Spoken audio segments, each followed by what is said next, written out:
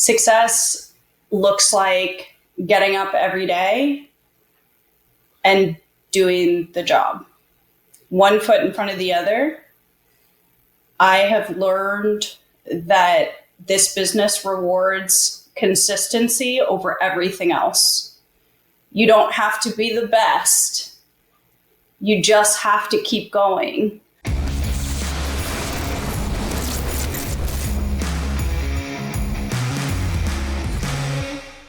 Ladies and gentlemen, boys and girls, welcome back to the Medicare Sales Playbook. I'm your host today, Dallas Keithley in here. And man, we are well into the fourth quarter. We are into the busy season for Medicare agents. So if you are listening, I appreciate it. I really do. I understand that you are taking a piece of time that is very valuable and very precious to you right now, and you are spending it with me. I hope to be an encouragement. I hope to give you some ideas that makes this quarter even better. I hope to give you something that you can take away and profit from. Don't forget, we have been doing the last Wednesday webinars. The last Wednesday webinar is where we take a topic that we have discussed on the show and we break it down even further. We invite a guest on, and in November, we are doing a webinar with Brian Askins, the CEO of Lasting Mark, and he's talking about how he cross-sells out of Medicare and into Medicare both ways. So every last Wednesday of the month, we will be on doing that. So if you want to be a part of that, you can do it a couple ways. I believe we're working on it. But I believe on our website, there's a place where you can go and register for the last Wednesday webinar. If that doesn't work, just email me, dallas.keithley@MedicareSalesPlaybook.com. We're also working on more boot camps. We're going to go out and come out. We are going to come out and see you where you are. So be watching for that on our website as well. But today we want to jump right into our guest. We have been efforting this young lady for quite a while. I will never forget the first time I spoke to this young lady. The story that she told me, I had to go fact check it. I'm like, this is insane, what she has been through, what she has done. And so whenever we got to talking more, I found out, man, she's telling the truth. This gal just does not quit. We had to have her on the show. Please welcome the owner of Prime Benefits Group, Miss Emma Dunlap. Emma, welcome to the show. Thank you so much, Dallas. It's an honor to finally get to be here with you. Yeah, we've been trying for a minute here. I like it. So, Emma, your story is incredible, and I want to get into the meat and the heart of it. But if you would give us a little background on Emma and, just how you got into the profession. Yeah, Dallas. So for a very long time, I had actually lived out in Los Angeles, California, where I was working in the entertainment industry. I worked in the art department, which is the sets. And I worked 60-hour weeks, 60 to 80-hour weeks, 16-hour days, 6 days a week. And I never really was able to reach the level of compensation that I thought I deserved due to how hard I was working. I did that for 6 years. And I thought the answer was to transition to a different industry. So I thought I would get into tech.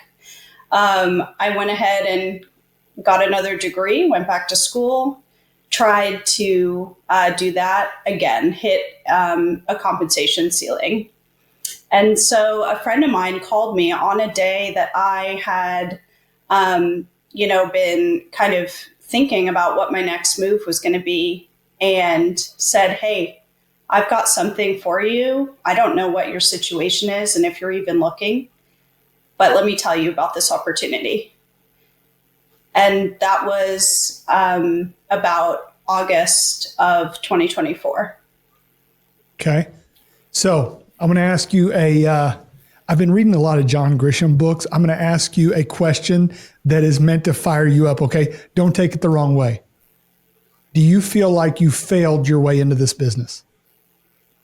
Absolutely. Is that a negative or a positive? It is undeniably a positive. If you have drive, to succeed, but you haven't had success elsewhere, this is the industry that you can make it happen for yourself. Yeah. And I the reason I ask that is a lot of people, very, very few people, started out in life, graduate college, and come in and say, you know what I'm going to do? I'm going to sell insurance. Yeah. Right? Like we have these dreams, we have these hopes, we have these plans. And some people would consider this themselves a failure because they're not doing what they intentionally or originally set out to do. But man, what I have found is the folks that make it into this industry, one of the biggest common threads that they have is they wanted to help people and they wanted to be able to build. And I think that goes for you. Is that fair to say? Absolutely. Absolutely. Yeah. So I've watched you help people. So I get to watch you from the sidelines, right? And cheer you on and stuff like that. I watch your business. I watch your social media. And man, I'm a big cheerleader for you. But I think that's because I've seen what you've been through. So take us through, you get into the business. You do very well from the beginning, right? Like you're killing it, writing Medicare. And then life just steps up and smacks you square in the jaw, correct? Yes. So I started out door to door, out in the field, writing Medicare and life. And within the first, couple of weeks, Hurricane Helene in Western North Carolina, where I lived in a very small town called Marshall, North Carolina, hit us. And it was probably the hardest thing I've ever had to go through. My partner and I, we were on our roof for 4 days. And we had to start over. So I was evacuated in Wisconsin, where my partner's family lives, and there were no leads. But I picked up my Wisconsin license and I went for it. Okay. So, but now you brushed over a hurricane and living on your roof for 4 days. What do you mean you lived on your roof for 4 days? Take me through that. Well, our building that we lived in was right on the banks of the French Broad River in Western North Carolina. North Carolina was completely unprepared for a hurricane. And so were we. So when the waters rose, we had to escape to the only place that we could. And we watched the town of Marshall be washed away over the course of that next 24 to 36 hours. It was a completely devastating situation. But I consider myself to be blessed still through all of that. It brought me to where I am today. But, a lot of folks went through a very bad situation. So. Yeah. I'm a big believer that hard times show character, right? Hard times will bring out, like, I can stand here today. I'm standing in a very nice studio, in a very nice office with a very nice job. I get to wear jeans and a polo and come and talk to great people, right? Like people sit there and say, oh, okay, Dallas has great character, but man, anybody can stand in a studio where it's 69 degrees and talk to somebody and say the right things and demonstrate character. It's when you are surviving a hurricane, when it doesn't knock you down, it doesn't knock you out. It may have knocked you down, but it didn't knock you out. It didn't, you could have said, hey, we've got all the excuses in the world now. I don't have to be successful for quite some time. But you showed your character. So you moved to Wisconsin, get your license, and start getting in leads. And I believe that's where we met, correct? Is right about that time. Yeah. So I had reached out to you looking for a change. It took us a long time to come back together. But Yeah, I tried to work AEP in a place with no leads. I had an hour drive in between each door knock. I think in all of AEP, I got 9 Medicare apps. I was a brand new agent, you know. I tried. I was out there every day in a place with no leads in the winter, evacuated, living in my boyfriend's grandmother's basement. So if I can do it, you can too. Yeah. So, Yeah.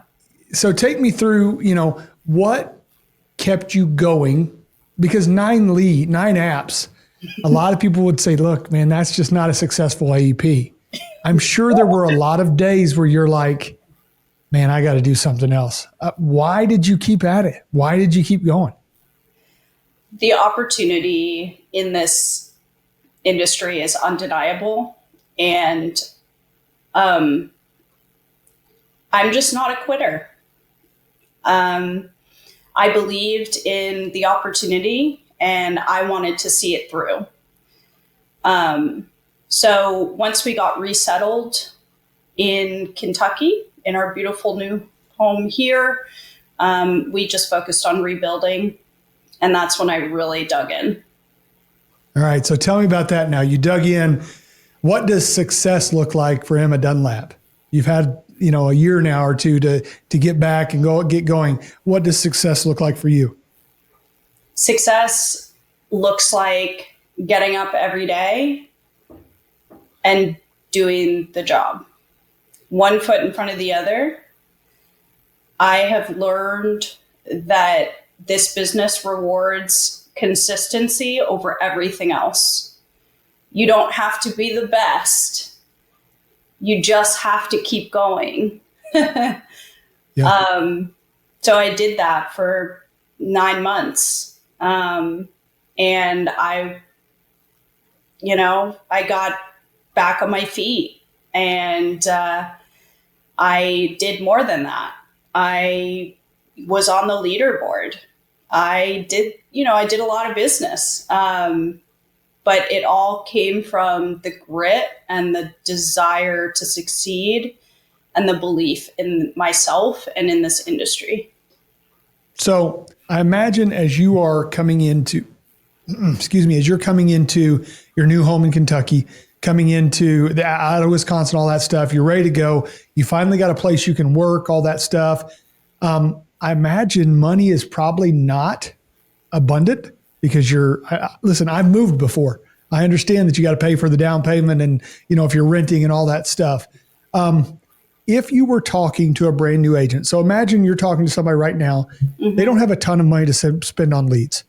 They don't have a ton of money to just go out and purchase Turning 65 leads or run a seminar or whatever. Where did you start and where would you encourage them to start and get a foothold and just start grinding away?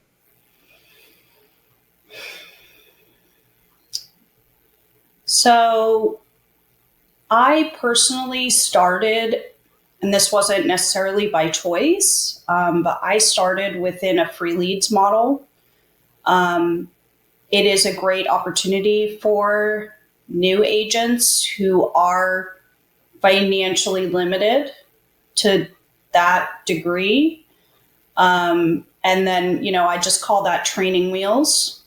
And then when you're ready to leave the nest, so to speak, going independent broker, that's the path I took.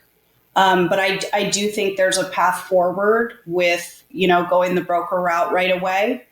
But the main thing for a new agent is that you have to put your foot in front of the next every single day. If you stop long enough to worry about the money, that's when the business comes to a halt. You have to just keep that unwavering focus and the belief that it's going to work out, and it will. Yeah, one thing that I've watched you do is you have sought out people that are doing what you want to do. You've always had an unwavering belief in yourself. I've had several phone calls with you and I get off the phone every time going, man, this girl she's going to succeed. Like she's going to succeed or she's going to die. One of the two. Like, but she is going to succeed. And so, but you found people. I know you're currently working with Dana Neeson and her team. There's agents out there that are looking for that mentorship, that are looking for somebody. What is it important to look for as you look into someone to follow and do what they're doing? It is so important to surround yourself with people who are already at the level that you want to be. Get in the room with your heroes. If you can find somebody who has maybe a similar path to yours, they're going to be the best suited mentor for you because they can help you through those roadblocks that are going to come when you're new in sales. There's so many ups and downs when you're a new agent. Having someone who can guide you through those, who has been there themselves, that is indispensable. Wow. Yeah. So once you found that, once you found someone to lead and you follow, stuff like that, I've heard you mention two things quite a bit. Number one is belief in yourself. Number two is consistency. Mm-hmm. Belief in yourself, like I said earlier, can be easy at times when everything's good. And you just close that sale, you're like, man, I am the best. There are going to be times when you get down. There are going to be times when you get kicked in the head. What motivates Emma when you're at that low? How do you pick yourself up? Is there something that you do? Do you read? Do you watch videos? Do you listen to? What is it that you do when you're down and you need to get that belief in yourself back up? I lean on my community. But I have a rule. I give myself 5 minutes to feel down on myself. And then when that 5 minutes is over, I don't get to do that anymore. Wow. Nice. Yeah. Yeah. And I have to just keep going. There's a saying that I really like, which is, it's okay to suck, but it's not okay to skip. So what that means is give yourself permission to suck when you're new, because you're going to suck. You're going to make mistakes, but do not give yourself permission to skip for the day or the hour or whatever. If you've assigned yourself, this is the hours that I work, whether you're in the field or you're on the phone, don't skip that, no matter how you're feeling. Love that. And then the second part is consistency. And you just said something that I caught. You have designated hours that you work. That to me, that's one of the hardest parts about being an independent agent is when you are sitting there, nobody's making you get out of bed. Nobody's calling you saying, hey, how many calls have you made today? Nobody's calling you saying, hey, did you talk to 10 people or whatever? Talk to me about your schedule and how you keep that schedule no matter what. Yeah, it's a commitment to yourself. At the end of the day, it's a commitment to your future. This business is a numbers game at the end of the day. And that is why it rewards consistency over everything else. And so if you truly believe in the opportunity and you truly believe in yourself, in your ability to be consistent, and you're able to commit to yourself to go out there every day and do that, then all you have to do is create a schedule that works for you and stick to it and keep that promise to yourself. And it's, for most people, it's not just a promise to yourself, it's a promise to your family and a promise to the future that you're going to provide for that family. And so that, I think, is a huge driving factor, is just, if I don't go out there today and serve families, I'm not just letting myself down, I'm letting my family's future down, and I'm letting down the folks that I could have served and I didn't. Wow. So it's bigger than you. It's bigger than just me saying, hey, I'm going to keep my schedule. There's somebody out there that needs me and somebody that relies on me. That's powerful. I love that. The third thing that I see from you is a constant desire to grow. I know you just attended a telesales boot camp with our friends, our sister podcast, I guess, over at Life Insurance Academy. Do you talk to me about that? Why you're in Medicare? Why would you go put yourself through the rigors of a telesales boot camp and a life insurance boot camp? Yeah, well, I do Medicare and I also love doing life. So I'll just explain my reasoning for that, which is that the vast majority of Medicare clientele, they are also in need of a product called final expense life insurance. And so there's a lot of crossover there. When I first got started, I realized that if I wasn't also writing life insurance, I was leaving money on the table, but I was also not serving my clients to the full extent that I could. And when you have more than one policy in a home, it increases your persistency as well. And so I became that person, that one-stop shop for my clients. Oh, Emma's our insurance lady is what they call me. Nice. So I love writing life, and the Life Insurance Academy telesales boot camp for final expense, well, it's all life, I guess, too, is incredible because you get to be in the room with people who are writing the amount of business that you want to be writing one day. And the coaching and the one-on-one attention to your sales process basically just increases your improvement. You know, it just is like a rocket launcher for your success.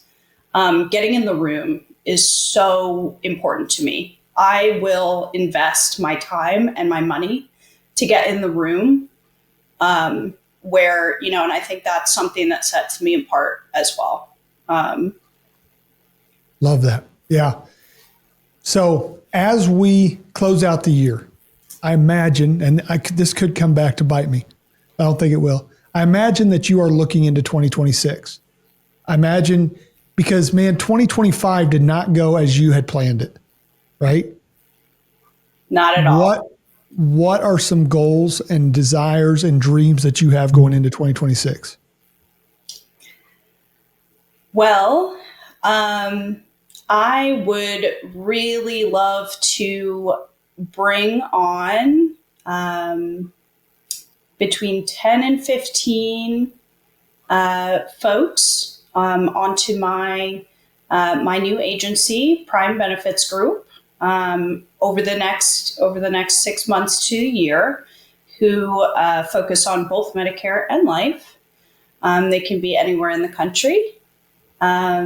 And it's okay if they only want to do one for a while. For a while, yeah. Yeah.